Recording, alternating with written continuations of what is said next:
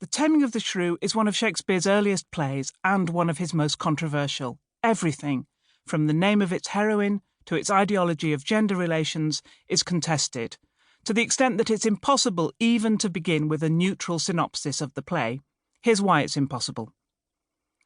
The Taming of the Shrew centres on the courtships of the two daughters of the Paduan merchant Baptista, Catherine and Bianca. The elder, Catherine, is apparently the shrew of the title, a woman who, depending on how you look at it, is feisty and independent, lonely and misunderstood, or strident and antisocial.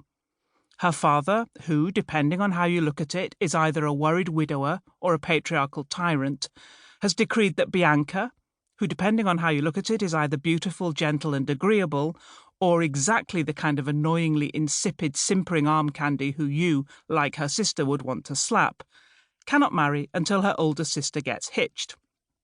The stage is set for the entrance of Petruchio, who, depending on how you look at it, is a quirky and unorthodox guy who knows his own mind and wants a woman who knows hers, or a psychopathic bounty hunter with sadistic and misogynistic tendencies. So Catherine and Petruchio are paired off against Catherine's will, in a relationship which, depending on how you look at it, is crackling with mutual sexual tension along with a touch of shared S&M domination fantasy, or is cynical, loveless, and enforced by a violently patriarchal society. He treats her in a way which, depending on how you look at it, uses distinctly unfunny torture techniques including sleep deprivation, brainwashing and starvation to bend her to his will, or is a zany courtship showing their mutual determination not to yield as an underlying equality beneath their revolutionary union. So, at the end of the play, Catherine is, depending on how you look at it, broken-spirited, parroting patriarchal ideology and utterly submissive, offering to put her hand under her husband's foot, or, ironically and unabashedly vocal, preaching the interdependence of husband and wife to earn herself half of a fat wager placed by her husband. What's more, this whole story is placed as a play within a play, so that a prefatory induction scene sets up this Petruchio and Catherine plot as a play performed for a drunken tinker, Christopher Sly. Sly is being tricked into believing he is a lord, and that a page dressed up as a woman is his wife, by some Bullingdon Club types who are having their bit of cruel fun. So, depending on how you look at it, the whole story is framed so as to be obviously implausible and fictional, with even the women as men in amateurish disguise, or as a play which radically aligns the lower classes and women as joint victims of a self-serving male establishment. And yes, the names are contentious as well. We used to call the play's female lead Kate, until feminist editors pointed out that this is not neutral either. When Petruchio meets for the first time the woman he is determined to marry, he greets her, "Good morrow, Kate, for that's your name, I hear." Her reply is clear. "Well have you heard, but something hard of hearing. They call me Catherine that do talk of me."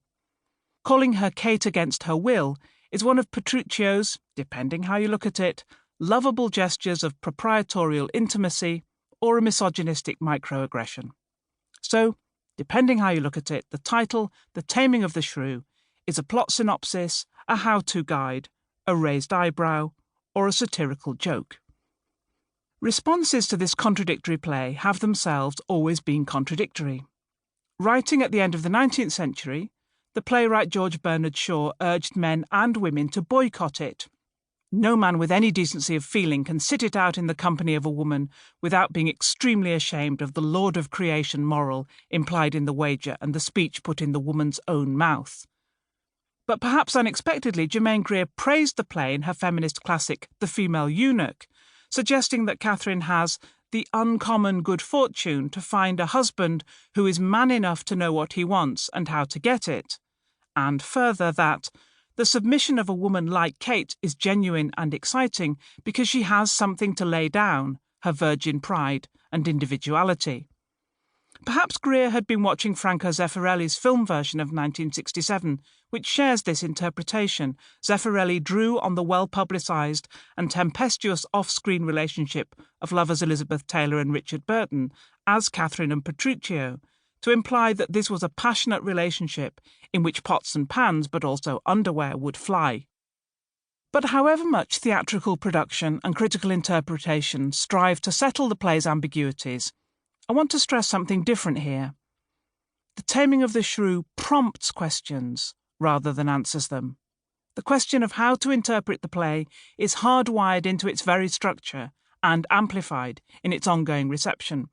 Shakespeare's talent for interrogation and scepticism is on display here in this early play, and its history has exemplified one of our most persistent and inevitable recourses when reading Shakespeare. We make his work mean what we want it to mean. Whether Catherine is indeed tamed by the end of the play thus becomes a sharper interpretive parable: how to read Shakespeare.